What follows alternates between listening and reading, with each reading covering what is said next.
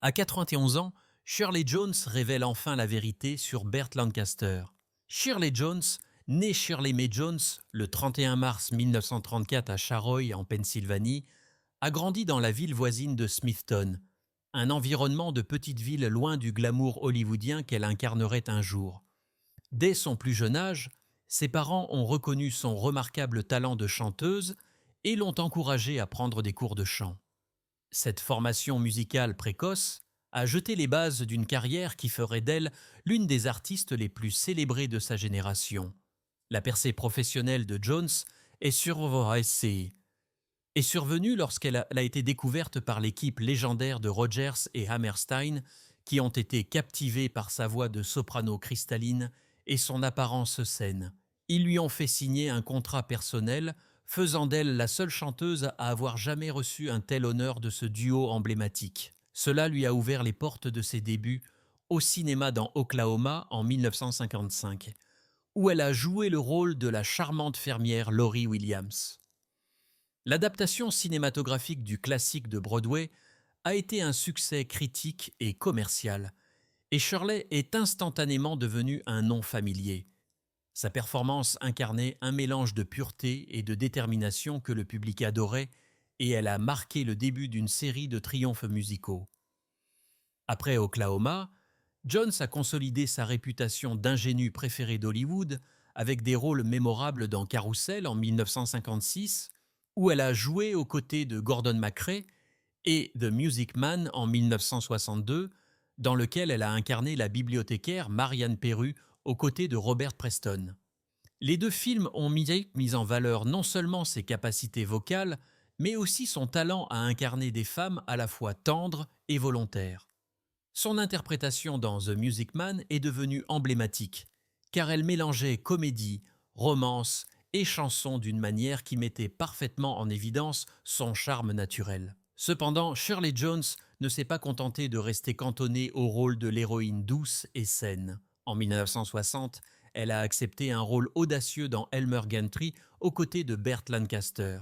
En incarnant Lulu Baines, une femme déchue dont la vie a été détruite par un prédicateur escroc, Jones a choqué le public par sa profondeur et sa complexité dramatique. Le rôle lui a valu l'Oscar de la meilleure actrice dans un second rôle, prouvant sa capacité à gérer des sujets dramatiques difficiles et la sortant de son image d'ingénue.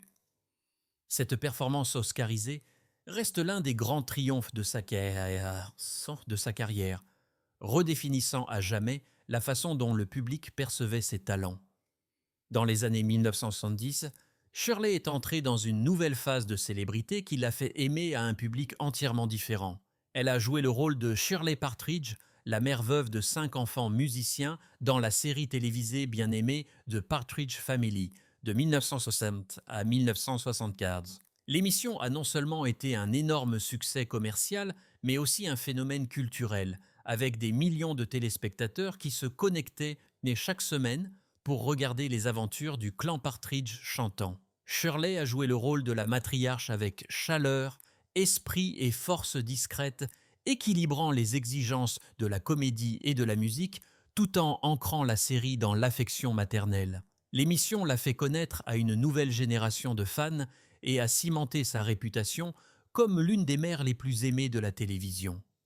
En 1975, Shirley Jones a franchi une étape audacieuse en s'éloignant de l'image saine et familiale qui avait défini une grande partie de sa carrière en jouant dans le drame télévisé Winner Take All.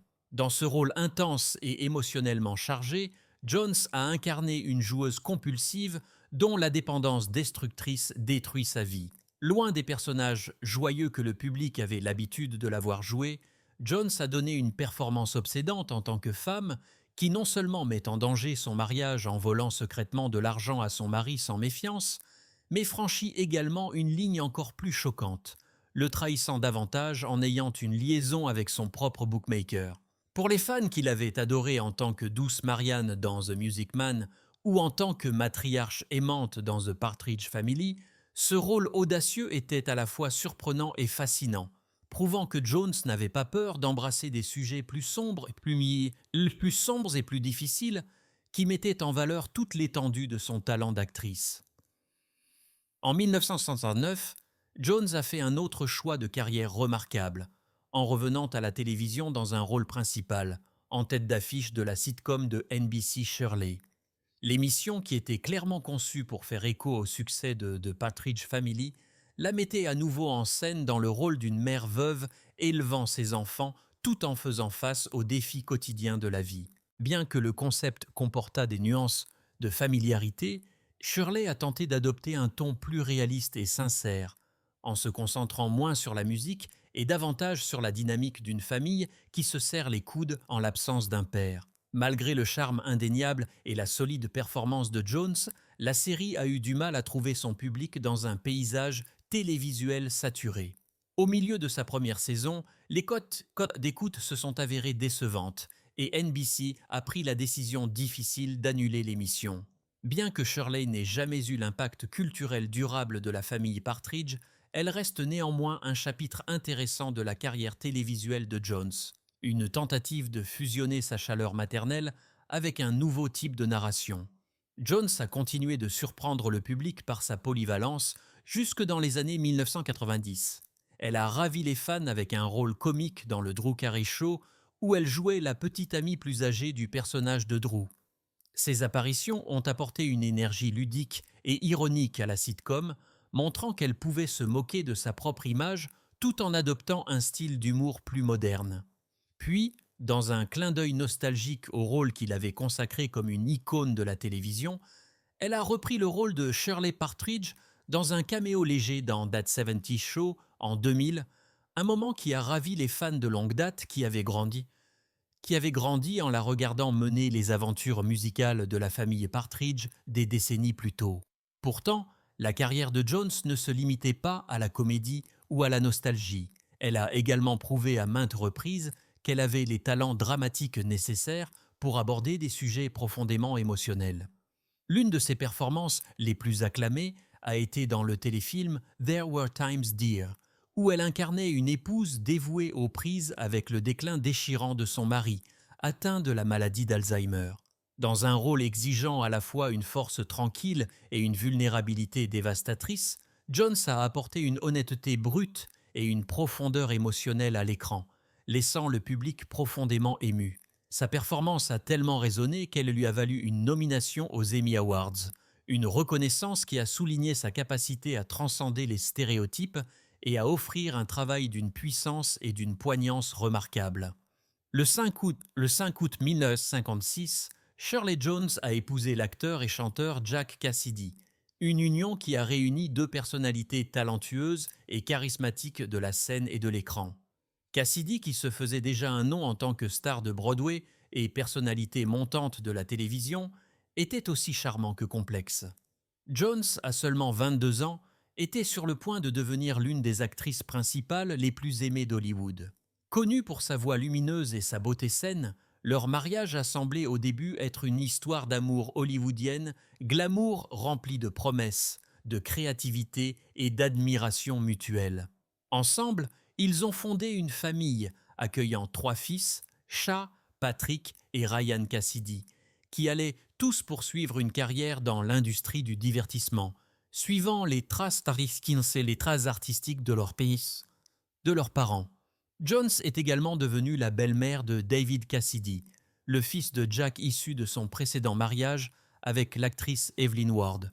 David deviendra plus tard une idole des adolescents de renommée mondiale dans The Partridge Family, aux côtés de Shirley. Leur famille recomposée, bien que dotée de talent et d'opportunités, a également été marquée par les tensions, les défis et les personnalités intenses qui accompagnent souvent le monde du spectacle et les mariages compliqués. Finalement, le mariage de Jones et Cassidy s'est effondré et, après près de 2 décennies ensemble, ils ont divorcé en 1975.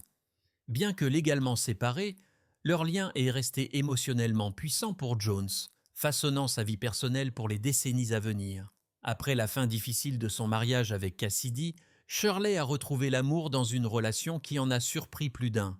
Le 13 novembre 1977, elle a épousé l'acteur et humoriste Marty Engels, un homme dont le sens de l'humour loufoque et la personnalité excentrique contrastait fortement avec son attitude posée et élégante. Leur mariage était, de l'avis de tous, peu conventionnel, et Ingle lui-même le décrivait souvent comme une relation de couple étrange. Les deux ont même coécrit une autobiographie intitulée Shirley et Marty, une histoire d'amour improbable, qui racontait leurs hauts et leurs bas avec candeur et humour. Leur partenariat a été marqué par des moments de turbulence, y compris des séparations et des réconciliations. En 2002, Jones a même demandé le divorce, mais a ensuite retiré la requête, un témoignage du lien profond, bien que parfois exaspérant qu'il partageait. Malgré les difficultés, le mariage a duré près de 4 décennies, soutenu par leur engagement l'un envers l'autre et le dévouement persistant d'Engel envers sa femme.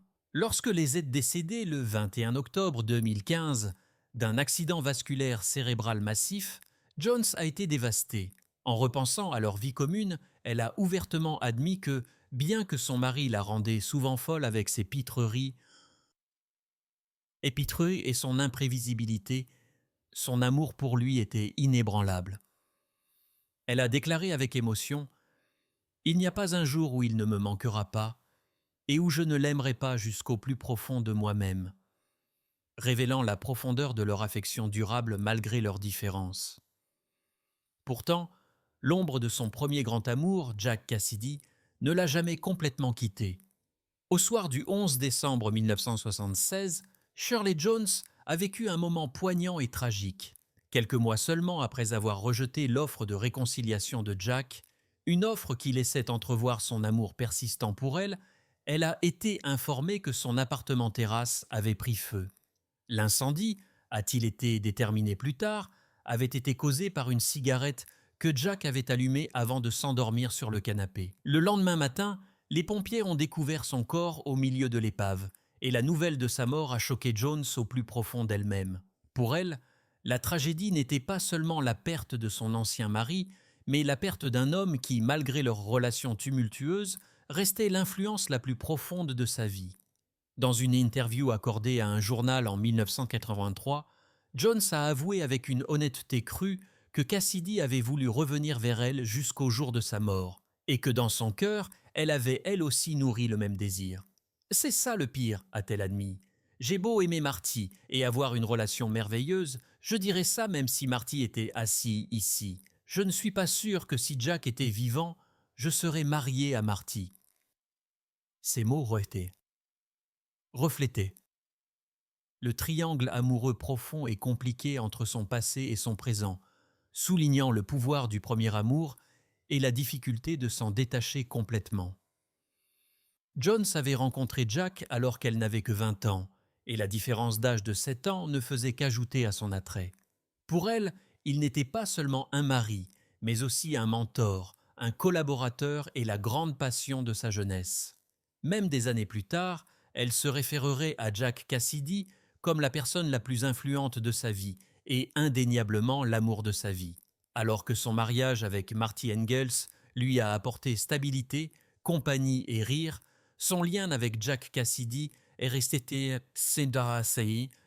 un fil doux amer traversant l'histoire de sa vie, un rappel des joies et des peines d'aimer profondément, de perdre tragiquement et de porter à la fois les souvenirs et les affections. À 91 ans, Shirley Jones a atteint un stade de sa vie où la réflexion devient un élément naturel de sa pensée quotidienne, et avec elle vient une volonté de parler plus franchement des personnes qu'elle a rencontrées tout au long de sa remarquable carrière. Ayant passé des décennies sous les projecteurs d'Hollywood, elle a travaillé, rencontré et s'est liée d'amitié avec certains des plus grands noms de l'histoire du cinéma. L'une des figures les plus intrigantes dont elle se souvient de son passé est Burt Lancaster, l'acteur oscarisé, réputé non seulement pour sa présence magnétique à l'écran, mais aussi pour la complexité de sa personnalité hors écran. Pendant de nombreuses années, Jones est restée relativement discrète lorsqu'on lui posait des questions sur Lancaster, donnant des réponses polies mais mesurées.